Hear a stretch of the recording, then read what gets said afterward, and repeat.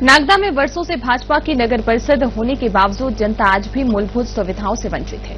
हाल ही में नगर पालिका द्वारा दूषित और मटमैला पानी सप्लाई किए जाने से लोगों की सेहत पर खतरा मंडरा रहा है। वरिष्ठ समाजसेवी और आरटीआई एक्टिविस्ट कैलाश सनोनिया ने प्रेस वार्ता में बड़ा खुलासा किया है। उन्होंने बताया कि नगर पालिका ने 253 दिनों में से 251 दिन बिना जांच किए पेयजल वितरण किया। दूषित पानी सप्लाई से कई बीमारियां फैलने का खतरा है। इस पूरे मामले पर संवाददाता राशिद खान ने कैलाश सनोनिया से खास बातचीत की। पिछले दिनों नागदा नगर पालिका से एक मटमैला पानी सप्लाई जो शहर में किया गया, उसको लेकर शहर में हाहाकार मचा। शहर के इस हाहाकार में शहर के एक वरिष्ठ समाज सेवी आरटीआई एक्टिविस्ट कैलाश सनोनिया जी जागृत हुए और उन्होंने एक आरटीआई लगाई कि इस शहर में जो नगर पालिका स्वच्छ पानी, स्वच्छ वातावरण, हर चीज जो बेसिक चीजें हैं, मूलभूत सुविधाएं उनको प्रदान करने का संकल्प होता है, उस नगर पालिका द्वारा ये मटमैला पानी लगातार दिया जा रहा है कि कहीं न कहीं शहर की जनता के लिए स्वास्थ्य से खिलवाड़ है। इसी चीज को लेकर यहाँ पे एक प्रेस वार्ता की गई कैलाश सनोनिया जी द्वारा। आज हमारे साथ वो मौजूद हैं, उनसे पूरी इसकी जानकारी लेना चाहेंगे कि क्या चीज रही नगर पालिका की, क्या खामियां रही जिसका खामियाजा नागदा शहर की जनता को उठाना पड़ा और किस तरह से उसकी खामियों को दूर किया जाए। सर, सबसे पहले तो आपका स्वागत है साना न्यूज पे। शहर में पिछले दिनों मटमैला पानी के एक बहुत बड़ा इश्यू बना था, नगर पालिका द्वारा दिया गया और उसके लिए सभापति ने भी लाइव आकर कुछ कहा था। क्या पूरा इश्यू था और उसके लिए क्या चीज हुई और क्या शहर की जनता को नुकसान हुआ? राशिद जी, मामला यह था कि गत दिनों 1 सितंबर से तो लगभग 10 सितंबर तक इस शहर में बहुत ही दूषित पानी, मटमैला पानी, गंदा पानी सप्लाई हुआ था और शहर के लोगों ने बहुत शोरगुल मचाया था। इसको लेकर मीडिया के लोगों ने बहुत कुछ लिखा था। तो मैं एक आरटीआई एक्टिविस्ट हूँ, तो इस मामले में गत दिनों यहाँ के जो जल कार्य नगर पालिका के सभापति थे वो लाइव हुए थे। उन्होंने ये दावा किया था कि हमारी भले ही लेबोरेटरी बंद है लेकिन हम पानी की बराबर समय समय पर जांच करवाते। तो मैंने एक आरटीआई लगाई थी, सूचना का अधिकार अधिनियम 2005 के तहत, और आरटीआई भी एक ऐसी आरटीआई थी कि जो एक विशेष धारा 7(1) के तहत थी, जिसे अमूमन सूचना के अधिकार में 30 दिनों में जानकारी मिलती है। लेकिन यदि किसी की आजादी, स्वतंत्रता, मौलिक अधिकार, बुनियादी सुविधाओं से संबंधित कोई मामले हो तो शासन प्रशासन को मात्र 48 घंटे के अंदर वो जानकारी देना पड़ती है। तो मैंने उस धारा का उपयोग किया था और नगर पालिका में एक आरटीआई फाइल की थी और उसमें मैंने ये पूछा था कि नगर पालिका में जो जलापूर्ति करती है शहर में, वो उस पानी का टेस्ट उज्जैन में कराने का जो दावा दल सभापति जी कर रहे हैं, कितनी बार करवाया गया? तो 1 सितंबर से तो 1 जनवरी 2025 से तो 10 सितंबर तक का मैंने मांगा था। लगभग 8.25 महीने का मैंने डाटा मांगा था।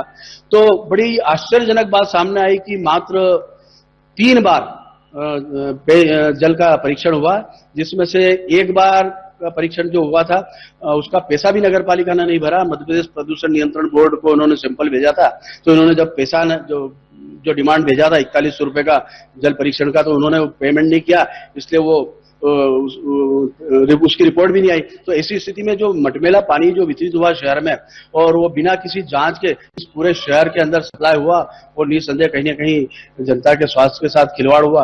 और जो टेस्ट थे इसके पहले भी जो हुए थे, 1 फरवरी में, मार्च में हुआ था, 1 जून में हुआ था, तो उनकी रिपोर्टें भी उज्जैन से 10-10 दिन, 12-12 दिन बाद आई। तो मेरा ऐसा कहना है कि किसी भी शहर में जब कोई पानी का टेस्ट किया जाता है तो टेस्ट करने के बाद में जो रिजल्ट आता है, जो उसकी रिपोर्ट आती है, उसके बाद ही शहर में जलापूर्ति होती है। लेकिन यहाँ तो ये हुआ कि जल सप्लाई हो गया और रिपोर्ट बाद में आ रही 10-12 दिन बाद। तो हो सकता है वो डिफेक्टिव पानी जनता ने पिया और वो स्वास्थ्य के साथ कहीं न कहीं दुष्परिणाम उनके सामने अब आ रहे हैं, शहर के लोग बीमार भी हो रहे हैं।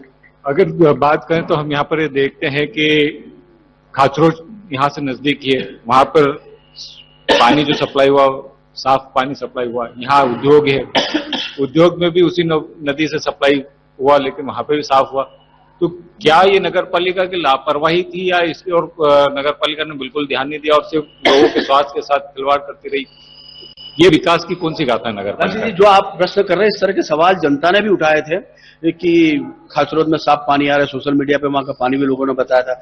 यहाँ पास में फैक्ट्री है बिरलाग्राम में, गेसिम इंडस्ट्रीज, उनका भी अपना प्लांट है, तो वहां पे भी बिल्कुल साफ सुथरा पानी आया। तो इसका मतलब ये था कि यहीं से पानी ग्रेसिम उद्योग में सप्लाई हो रहा है और यहीं से पानी यहाँ से 14 किलोमीटर दूर खाचरोद में इसी चंबल नदी से सप्लाई हो रहा है। वहां साफ सुथरा पानी आया और हमारे नागदा मंडी में मटमेला पानी आया, तो कहीं कहीं हमारे सिस्टम में या तो गड़बड़ी मान सकते हैं या उनका जो मैनेजमेंट था, जो हमारे प्रशासनिक नुमाइंदे थे, वो कहीं कहीं लापरवाही कर रहे थे कि जिसकी वजह से ऐसा जनता को उसका खामियाजा भुगतना पड़ा।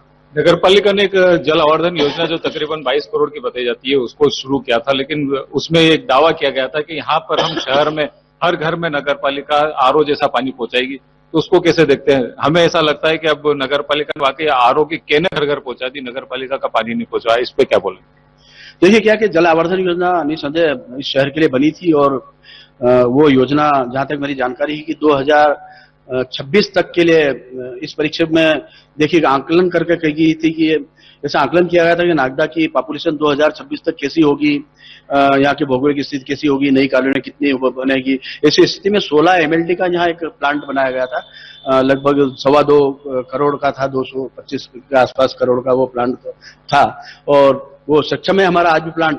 लेकिन कहीं ना कहीं ऐसा लगता है कि सिस्टम तो हमारा सही चल रहा है, लेकिन कहीं ना कहीं लापरवाहियां हो रही है जिसकी वजह से उस प्लांट सही काम नहीं किया। और जो मतलब कहना चाहिए जो आश्वासन जनता को दिए गए थे कि जल आवर्धन योजना से घर घर पानी मिलेगा, तो वो तो हमें नहीं मिल रहा और दूषित पानी मिल रहा है। और दूषित पानी भी ऐसा मिला अभी कि जिस पानी को इंसान क्या जानवर भी नहीं पी रहे थे।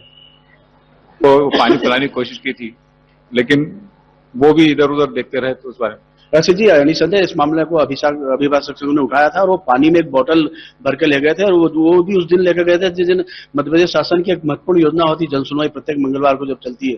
तो यहाँ SDM महोदय की जो जन सुनवाई चल रही थी तो वो पानी की बोतल लेकर गए थे और वहां पे CMO साहब भी हमारे मुख्य नगर पालिका अधिकारी जो नागदा के वो भी बैठे थे। तो सभी अभिभाषकों ने उनसे आग्रह किया था कि हम जो पानी ला रहे हैं आप शहर की जनता को ये पिलाइए, इस पानी को एक बार आप पी के बता दीजिए। तो वो कहीं ना कहीं बगले झाँकते रहे और उन्होंने पानी नहीं पिया और इतना मटमेला पानी था कि वो खुद स्वयं नहीं पी पाए। तो इस बात को लेके भी शहर में बड़ा वो एक मामला उठा था कि देखो CMO खुद पानी नहीं पी रहे हैं और इतना मटमेला पानी आपूर्ति की। उसके बाद में हमारे शहर के कुछ जागरूक लोगों ने ये मामला जब न्यूसेंस के तहत SDM महोदय के समक्ष लाया तो उन्होंने इस मामले को न्यूसेंस के तहत कहीं ना कहीं संज्ञान में लिया और CMO को अभी नोटिस भी जारी कर दिया है। शहर को इस तरह का दूषित पानी पिलाने पर क्या प्रावधान है परिषद के लिए या CMO के लिए? देखो परिषद जनता अपने नुमाइंदों को इसीलिए चुनती है कि वो हमारी जो भी बुनियादी सुविधा है, सड़कें हैं, स्वास्थ्य है, पानी है, उनके लिए वो काम करें। लेकिन ऐसा लगता है कि जो भी हमारे नुमाइंदे थे इस मामले में निसंदेह कहीं ना कहीं बेखबर तो रहे और ऐसा मटमेला पानी पीने के लिए जनता को बाध्य होना पड़ा। किस तरह का प्रावधान है उन पर कार्रवाई के लिए? इन पे कार्रवाई करने का प्रावधान है। कोई लोग यदि हाईकोर्ट में पिटीशन लगाए, एक बुनियादी सुविधा है, संविधान में मौलिक अधिकार है जनता को कि शिक्षा का अधिकार है, बुनियादी सुविधाओं का अधिकार है। यदि उस सुविधा देने में सरकार या जो भी स्थानीय निकाय सक्षम नहीं है तो निसंदेह उनके खिलाफ कहीं ना कहीं कोर्ट में कार्रवाई की जा सकती है। किस तरह की सजा? उसमें कहीं ना कहीं अब ये तो जो भी न्यायालय का जो मामला है, न्यायालय जो भी उचित समझे, ये जो भी धारा में जो कहीं की प्रावधान है, मेरा ऐसा मामला कि निसंदेह इस मामले को यदि कोई कोर्ट में जाए और FIR दर्ज की बात करे तो हाईकोर्ट कहने के कुछ तो डायरेक्शन देगा इसके लिए। लगता है कि जल आवर्धन योजना में कहीं भ्रष्टाचार हुआ? देखो अभी भ्रष्टाचार की बात तो मैं यहाँ कुछ कह नहीं सकता हूँ, लेकिन जिस तरह से कहीं ना कहीं यदि ऐसा माना जा रहा है कि सिस्टम फेल हो रहा है तो इस बात को भी इग्नोर नहीं किया जा सकता है कि 22 करोड़ की योजना है और मात्र 1 लाख 1.25 लाख की जनसंख्या, पिछले सेंसस की बात करें, हमारी पिछली जनगणना की बात करें तो हमारे शहर की आबादी मात्र 1 लाख और मात्र 39 थी। तो इतना छोटे शहर में इतनी बड़ी योजना आई थी और उसके बाद में सही ढंग से यदि पानी जनता को नहीं मिला तो निसंदेह कहीं ना कहीं इस बात को भी इनकार नहीं किया जा सकता है। जो जल कार्य सभापति है प्रकाश जैन जी, उन्होंने कहा था कि अभी एक नया जो 6 MPFCD का हम नया सबवेल बनाएंगे, उसके बाद फिर शहर को पूरा साफ पानी मिलेगा। क्या अभी जो 16 है वो क्या कम पड़ रहा है? 16 MLD का प्लांट की ऑलरेडी इतनी क्षमता है कि वो शहर में जलापूर्ति कर सकता है, क्योंकि बिरला ग्राम का एक ऐसा एरिया है, लगभग 25-30 हजार की पॉपुलेशन है वहां पर, तो वहां तो ऑलरेडी ग्रेसिम मैनेजमेंट ही सप्लाई करता है। तो 50-60 हजार की पॉपुलेशन तो हमारे यहाँ तो बहुत कम हो, 16 एमएलडी का प्लांट ही इतना सक्षम है कि वही पानी यहाँ सप्लाई कर सकता है। लेकिन अब समझ में नहीं आ रहा है, यदि उनको दूसरा एमएलडी का प्लांट बनाना था तो अब क्यों वो जागे? भाई 3 साल से परिषद चल रही, पहले ही कर लेना चाहिए था इस काम को। शहर में और भी टंकियां बनी हुई है, सबवेल बने हुए हैं, वो आज भी बदहाली पे है, तो उसके लिए कुछ करना है। देखो, ये तो सब जनप्रतिनिधियों का मामला है कि इतनी अच्छी महत्वपूर्ण योजना शहर को मिली, तो यदि उस पर ढंग से काम नहीं हुआ, यदि काम हुआ तो उसको ढंग से मेंटेन नहीं कर पाए, तो ये तो सब देखने की बात है कि ऐसा हुआ है। तो निश्चित कहीं न कहीं एक बहुत बड़ा जांच का विषय भी है कि इस पूरे मामले की जांच की जाए कि जल आवर्धन योजना होने के बाद भी वर्तमान परिषद के लोग ऐसा क्यों बोल रहे हैं कि हमें जर्जर अवस्था में पूरा पिछला विरासत में मिला था, जबकि जो वर्तमान जो सभापति, जल कार्य सभापति प्रकाश जी वो ऑलरेडी भारतीय जनता पार्टी के हैं, और उसके पहले भी जो यहाँ परिषद रही है वो भारतीय जनता पार्टी के लगभग 10-15 वर्षों तक भारतीय जनता पार्टी के लोगों ने काम किया है। तो अब ये एक प्रश्न खड़ा होता है कि भारतीय जनता पार्टी के लोग ही यहाँ रहे 15 वर्षों तक, और अभी वर्तमान के जो सभापति है बोल रहे हैं कि मुझे विरासत में जर्जर अवस्था में मिला, तो ये भी एक प्रश्न सोचने वाला है। अब आगे क्या, किस तरह की कार्रवाई करेंगे नगर पर? कार्रवाई करेंगे कि मेरा दायित्व था, मैंने सूचना के अधिकार में जो भी डॉक्यूमेंट्स निकालने थे, जो भी फैक्ट निकालने थे, मैंने यहाँ की प्रेस के समक्ष रखे और वो जनता के समक्ष मैंने रख दिया। अब जनता में जागरूकता आनी चाहिए और कोई नागरिक इस मामले को कहीं ना कहीं हाईकोर्ट तक ले जाए और इस मामले को डॉक्यूमेंट्स में अवेलेबल करवा दूंगा। ये उनकी भी जिम्मेदारी बनती है और यहाँ की प्रेस की भी जिम्मेदारी बनती है कि इस मामले को और कोई बेहतर तरीके से ऐसा अमली जामा पहनाए कि भविष्य में इस तरह की पुनरावृत्ति न हो। तो ये थे हमारे साथ सोशल एक्टिविस्ट कैलाश सनोलिया जी।